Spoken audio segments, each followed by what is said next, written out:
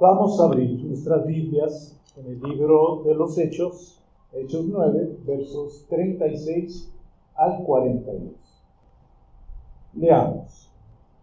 Había entonces en Jope una discípula llamada Tabita, que traducido quiere decir Dorcas.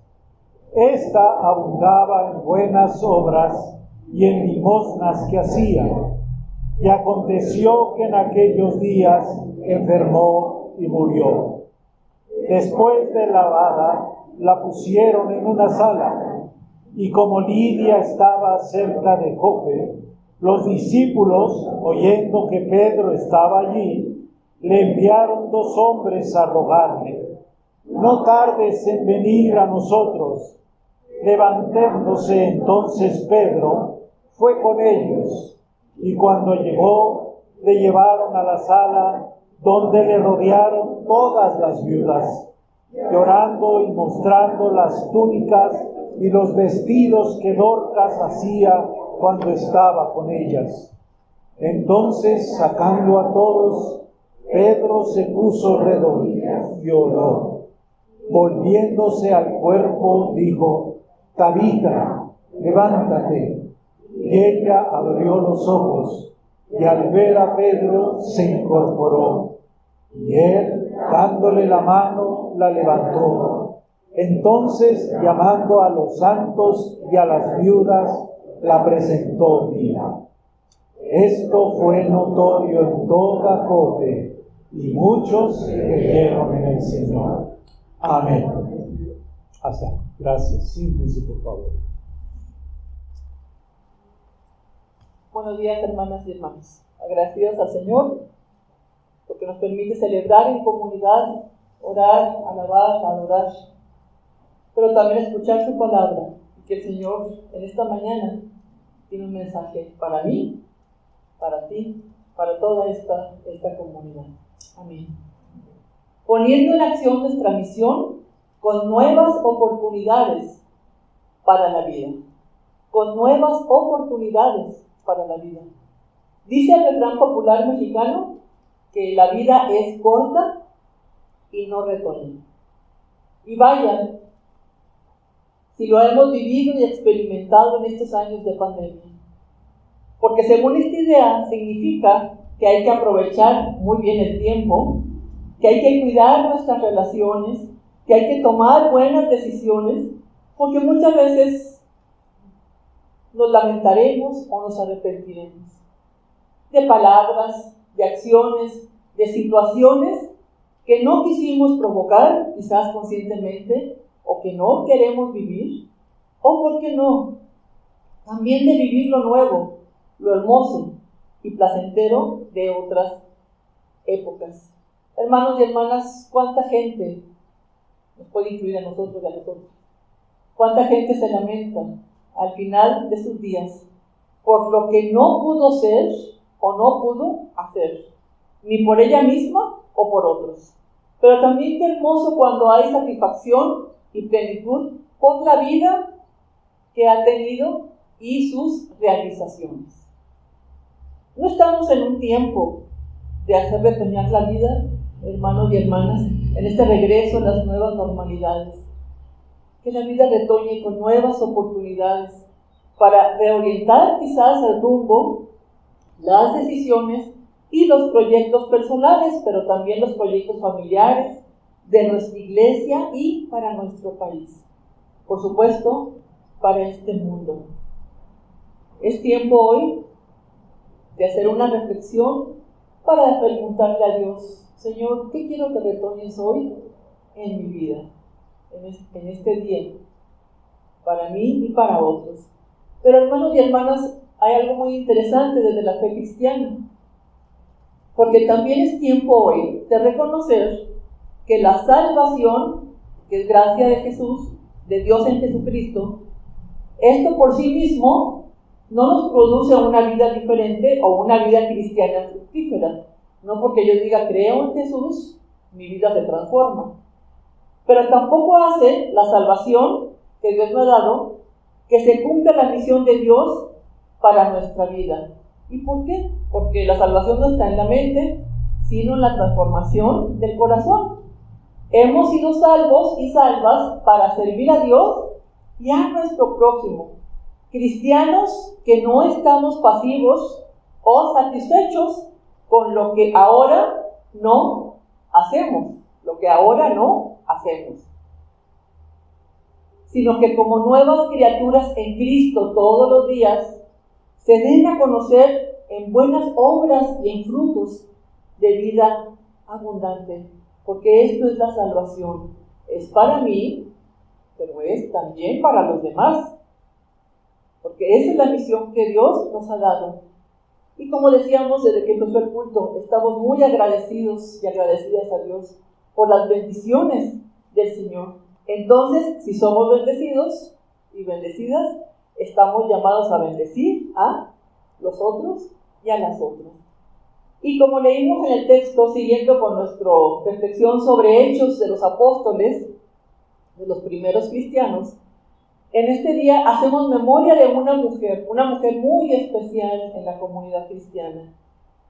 En el primer verso que leímos dice, una discípula llamada Tabita. Si se dan cuenta, primero dice que era una discípula, antes de decir su nombre, a la que Dios le dio una nueva oportunidad para vivir. Una mujer que afirmaba su salvación en el amor y en el servicio a Dios y a su prójimo. Tabita, que traducido en griego es Dorcas.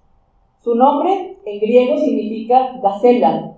Quizás si evocamos a las gacelas, cómo corren, su agilidad, su presteza para poder vivir. Pero gacela también significa, en este contexto, llena de gracia, de hermosura, de gracia, alguien diligente. Entonces su nombre tenía que ver con lo que ella hacía. Y Dorcas es una discípula de Jesús.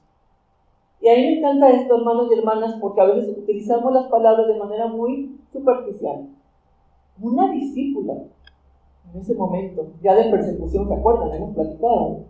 Estas iglesias eran perseguidas también. Era una discípula de Jesús, cuyo amor y compasión por los pobres de Jope, que hoy es Haifa, en Israel, es un puerto al norte de Jerusalén y era conocido por todo en la ciudad. Es decir, llegaban y salían muchas personas de ese lugar que era un puerto.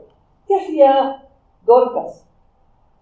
Confeccionaba ropa y la donaba a las mujeres pobres. Diríamos en un término coloquial, era una costurera, pero era mucho más. Enferma y muere. Y tanto la iglesia como las personas a las que ayudaban lo lamentan profundamente, y evocamos el texto que leímos. Pedro el apóstol es llamado, ora por ella y la resucita. Parecería muy sencillo, ¿verdad? Porque yo me pregunté cuando leemos estos textos, ¿hoy yo creería esto? Porque mi corazón lo desea, hermanos y hermanas. Desearíamos que si alguien muere, querido, pueda resucitar.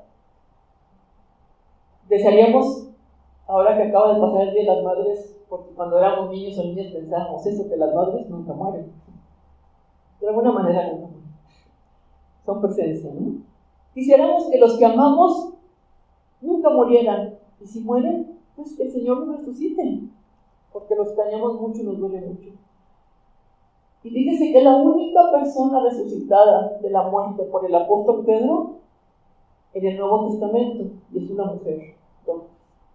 El milagro de esta resurrección redunda en que muchos creyeron en el Señor. Y con toda seguridad, Dorcas siguió su nueva vida resucitada como fiel discípula y testimonio vivo del poder del Señor a través de su servicio por los demás. Pero entonces, ¿qué podemos descubrir? ¿Qué de singular y de especial tenía el discipulado de Dorcas? ¿Qué podemos aprender de ella? Poniendo en acción nuestra misión. En primer lugar, nuestra misión es amar a Dios por sobre todas las cosas, porque ese es el primer gran mandamiento del Antiguo Testamento. ama a Dios sobre todas las cosas. Y Dorcas fue una mujer que amó por sobre todas las cosas a Jesús, su Señor, su Dios, como el Señor de su vida. Y su identidad en la Biblia, antes que dijera que era costurera o que era modista o que ofrendaba, dice que era una discípula en toda la extensión de la palabra. Y es la relevancia que yo quiero compartirles, queridos hermanos y hermanas, en esta mañana. Porque es la única vez que se usa en griego discípula en femenino. Cuando leemos en español, pues lo tenemos en femenino. Pero en griego es la única vez que se utiliza en femenino. Que no era un discípulo llamado Dorcas. Una discípula llamada Dorcas. Es decir, Dorcas era una discípula, una costurera, una mujer muy generosa que compartía de gracia, lo que de gracia recibía y sus dones. Pero también denota decir una discípula, yo diría con mayúsculas, una gran autoridad de esta mujer, una gran autoridad espiritual en la comunidad. ¿Dónde radicaba la fuente de gozo, la energía, la dedicación por otros? Pues ya lo hemos cantado y orado. Nacía de la gratitud y el amor por su Señor. Dorcas amaba al Señor por sobre todas las cosas, porque reconocía lo que Jesús había hecho. La había amado primero y había hecho Él en su vida. Y nada de lo que hacía, yo me lo imagino así, que diría Dorcas, pues yo voy a hacer todo lo que pueda para entregar todo lo que yo soy y lo que sé hacer. Pero creo que nada de lo que hacía Dorcas le parecería mucho en comparación a todo lo que Cristo había hecho por ella. Una discípula que amaba a su Señor por sobre todas las cosas. Y amar a Dios con todo el corazón, con todo el alma, con toda la mente, con todas las fuerzas, con decisión y valentía, es lo que da a la vida, amados hermanos y hermanas. Esto es lo que da a la vida el verdadero propósito y el deseo de que todas las cosas se hagan para gloria de Dios. Todo se hace para la gloria de Dios. Que por cierto es un cantito que hace mucho que no cantamos. A ver si lo cantamos a los domingos. ¿Se acuerdan? Todo se hace para la gloria de Dios. Mi vida, mi familia, la iglesia. Este mundo es para la gloria de Dios. Por tanto, ser discípulas o discípulos debe manifestar antes que nada el amor a Dios. El amor a Dios por su palabra, con mayúscula. El ser guiados por su Espíritu Santo, por su oración, por la oración constante y por ser hermanos y hermanas en la fe y por un celo de compartir con toda valentía y de nuevo como gacelas, como fieles testigos de Jesucristo, que vale la pena vivir en Jesús. Entonces, ser discípulas y discípulos, hermanos y hermanas, es esto. Nuestra misión, primero, es amar a Dios por sobre todas las cosas. Y este amor a Dios, Padre, debe llevarnos a dejar precisamente que este Dios amoroso y compasivo nos limpie, nos pode, como las plantas, de palabras o de actitudes o de acciones que no glorifiquen al Señor y así dar fruto. Por eso es tan importante aquí en Shalom la oración de confesión. Recuerden que primero confesamos y luego intercedemos. Pues esto es la confesión, porque queremos que el Señor nos limpie, nos corte aquellas cosas que no nos sirven, que no son sanas, para dar un fruto abundante en su nombre. Y Jesús, nuestro Señor, nos enseñó mediante el ejemplo de su vida, pero también nos desafía con sus preceptos en el Evangelio. Dice Jesús en ese hermoso pasaje de Juan 15, la vid verdadera: el que permanece en mí y yo en él, este o esta lleva mucho fruto. Y en esto es glorificado mi Padre, en que lleven mucho fruto Y entonces sí, sean así mis discípulos y discípulas. O sea, no es que primero discípulas y después hacemos todo lo demás. O sea, primero viene el cambio, la transformación, para que seamos discípulos y discípulas que demos mucho fruto. Entonces, nuestra misión, en primer lugar, amar a Dios por sobre todas las cosas. Y en segundo lugar, nuestra misión, el amor al prójimo como a ti mismo. El segundo mandamiento que dijo Jesús: ama a tu prójimo como te amas a ti mismo. Y en los tiempos de Dorcas, porque todavía estamos en la primera etapa del cristianismo, en los tiempos de Dorcas como en los de hoy, podemos decir tristemente, los pobres y las desigualdades económicas abundaban. Siempre había mendigos en las calles pidiendo limosnas y por las plazas más concurridas. Con frecuencia, la gente hacía caso omiso de ellos, porque va apareciendo parte del escenario. No nos pasa en estas grandes ciudades, hermanos y hermanas, y hay que ser sinceros, porque donde salgamos habrá gente mendigando aquí en esta ciudad, en las calles. Y a veces podemos sentir impotencia porque no nos alcanza para poder ayudar a todos. Pero a veces muchos pasan en medio o a través nuestro con indiferencia. Entonces, esto no era extraordinario que hubiera muchos pobres. Pero ¿qué es lo extraordinario que hace Dorcas? Poder dedicar su ministerio a ayudarles. Y Dorcas era muy sensible a estas necesidades de la comunidad cristiana, pero también de la comunidad que les rodeaba en Jope. Sabía que Jesús mismo las amaba en primer lugar.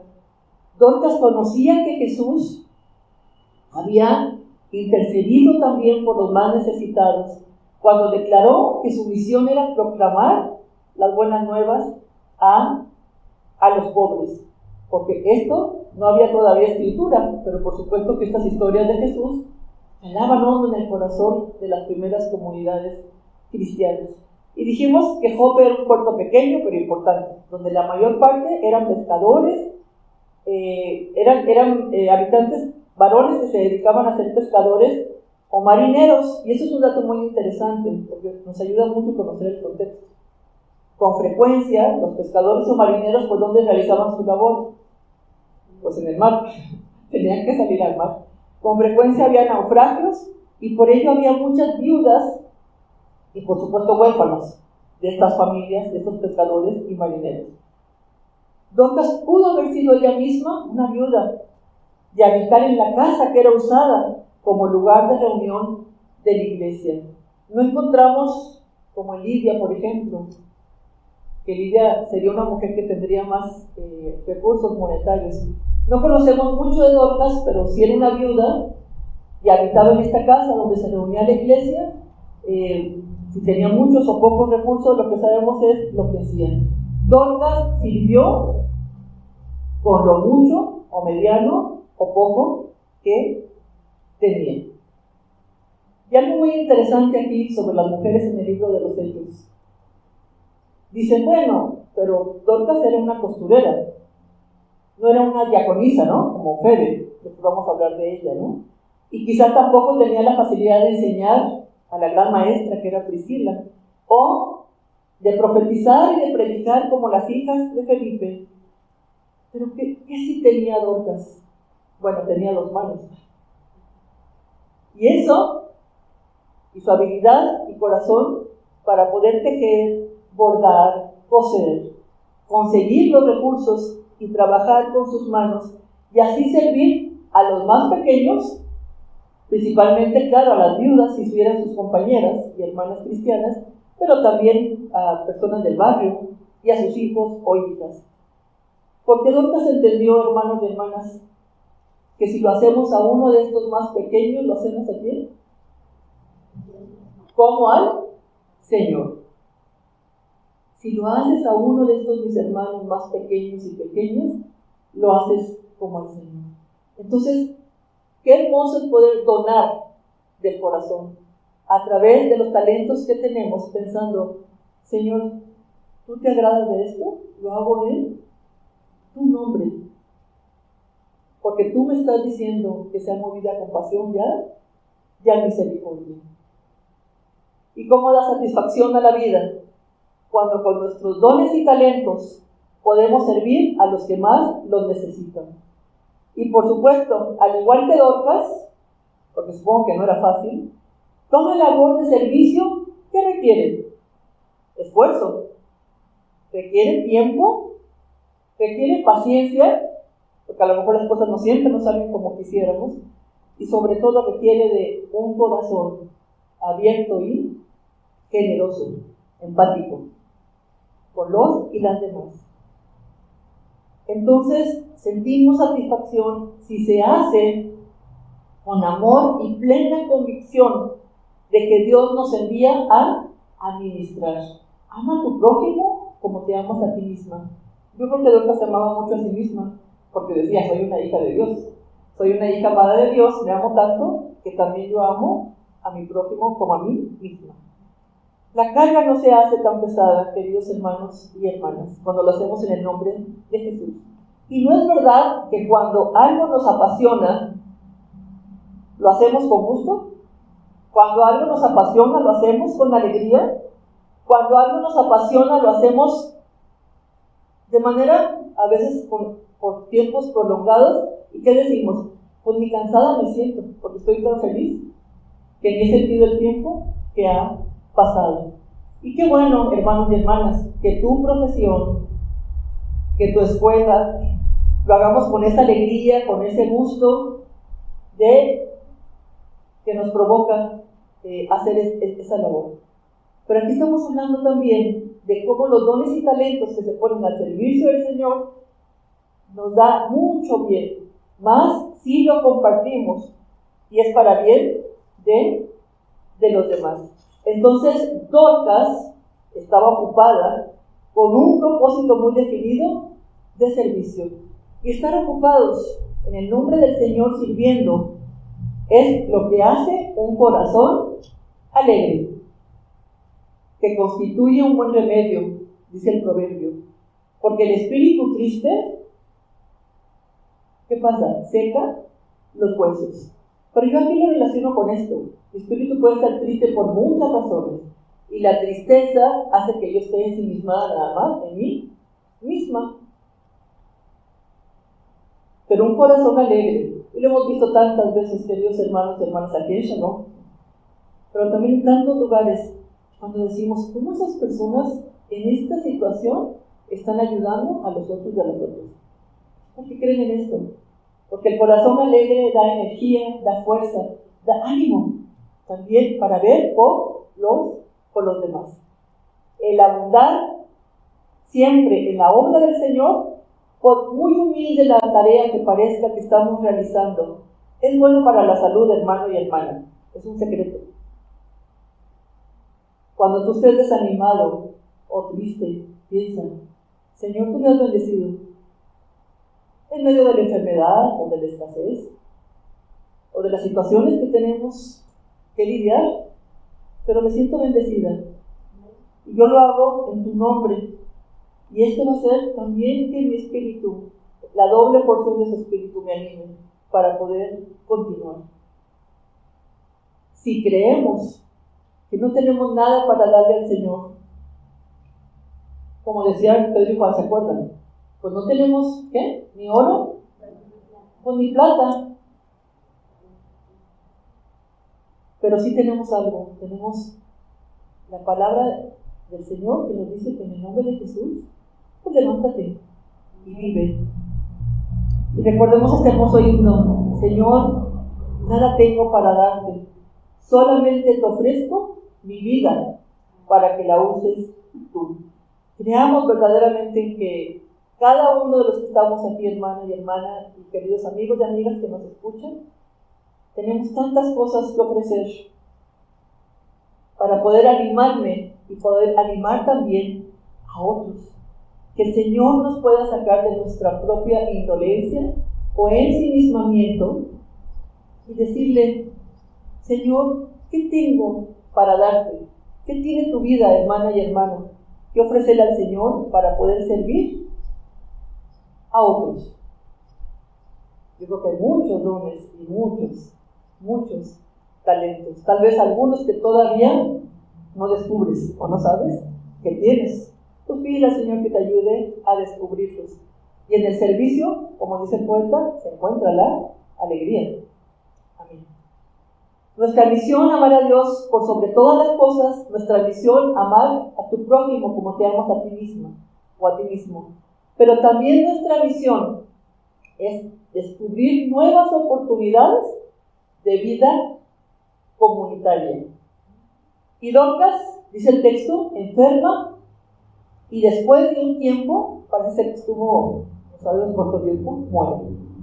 Imagínense la conmoción en la iglesia, en su comunidad. Nuestra hermana Dorcas ha muerto.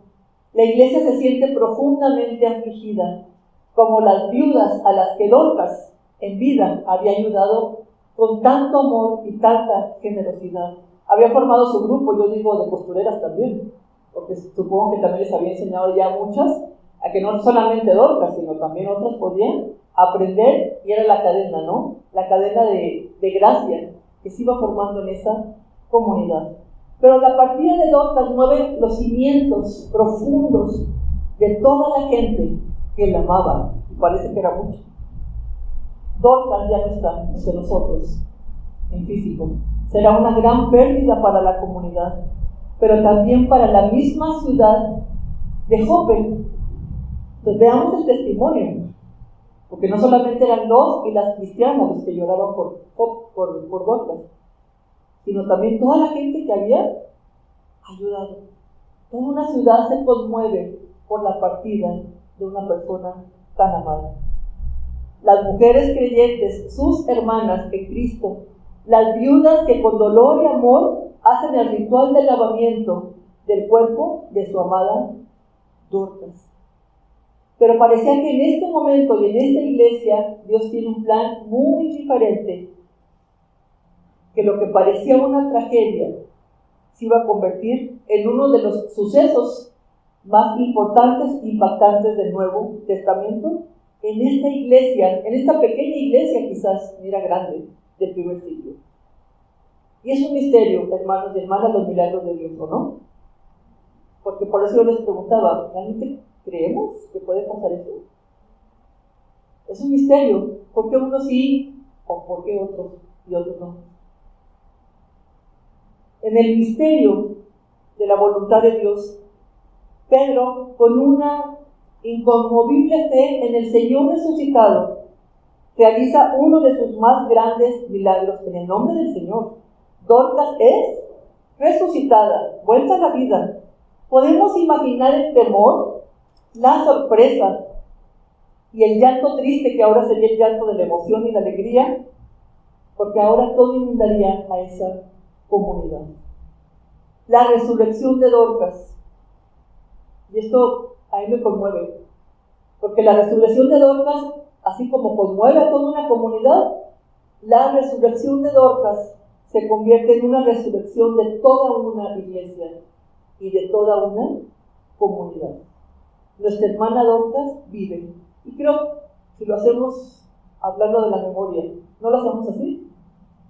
Que nuestros hermanos y hermanas amados que ya no están entre nosotros, su memoria vive. Es una manera de resucitar también el legado y la inspiración de tantas personas amadas, que podemos seguir recordándoles y también seguir siendo inspirados para hacer la obra del Evangelio en el nombre del Señor. Hermanos y hermanas, Dios le dio una nueva oportunidad a Dorcas, y yo me lo imagino que inmediatamente siguió haciendo, o a lo mejor hasta doblemente, porque dijo, pues ya otra vez vivo, pues voy a trabajar más y voy a hacer mis grupos de mujeres para que todas ayudemos a los demás. Dios nos da siempre oportunidades para vivir con una misión, una nueva oportunidad. Porque una oportunidad siempre tenemos que Dios nos da. Pero hay una nueva oportunidad en tu vida hoy, y a lo mejor no la hemos descubierto. ¿Cuáles son tus dones y talentos? ¿Y qué resucitará hoy el Señor en tu vida, querido hermano y hermana? ¿O qué quieres que resucite el Señor en tu vida hoy? ¿Qué resucitará el Señor en tu familia? ¿Qué resucitará el Señor en nuestra amada Shalom? Porque nos faltan muchos hermanos y hermanas aquí. Hay muchas cosas que hacer en nuestra misión. ¿Qué queremos que resucite el Señor en nuestro país? ¿Qué resucitará el Señor en este mundo en el que estamos viviendo y por el cual oramos de todo corazón? Preguntas que quedan abiertas y que cada uno y cada uno tenemos que responder en la soledad, pero también hay que contestarlas en comunidad. Señor, aquí estamos tus discípulas y tus discípulos. Queremos seguir haciendo algo con nuestras manos, físicas, pero también espirituales. Hay muchas manos aquí, no sé cuántas manos sean, pero hay muchas manos con sus dones y talentos. Amada Shalom, que cada día, porque la vida no retoña y es corta, entonces cada día trae su propio afán, que cada día sea una oportunidad nueva para ser las y los Dorcas, discípulos y discípulas que amen, que sirvan y que honren al Señor resucitado, con sus manos, con sus corazones solidarios y siempre, siempre generosos. Y así como resucitados y resucitadas, estamos llamados y llamadas a levantar e incorporar a la vida. ¿Sí? Yo creo que en el nombre de Jesús podemos alentar un corazón casi muerto para que en el nombre de Jesús se resucite a la vida. Todos los días hay milagros de resurrección, hermano y hermana, pero hay que vivirlos para poder experimentarlos y decir, sí, es verdad, tu vida también puede resucitar de tantas y tantas situaciones. Oremos. Ven Espíritu del resucitado sobre este pan y esta agua, fruto del trabajo y del don de la tierra. Sopla tu aliento sobre todas las mujeres que dan y transmiten vida, que cuidan a otras personas y se afanan por la felicidad de los demás. Espíritu del resucitado, alumbra con tu luz a las que iluminan con su sabiduría, a las que crean el arte y la belleza, a las que trabajan por la paz, la libertad y la solidaridad. Espíritu del resucitado, enriquece con tus dones el corazón de hombres y mujeres presentes aquí, hermanos y hermanas, así como al resto de la humanidad, para que los desarrollemos en aras de una sociedad equitativa y justa, porque Dios siempre amará al dador. Aleluya.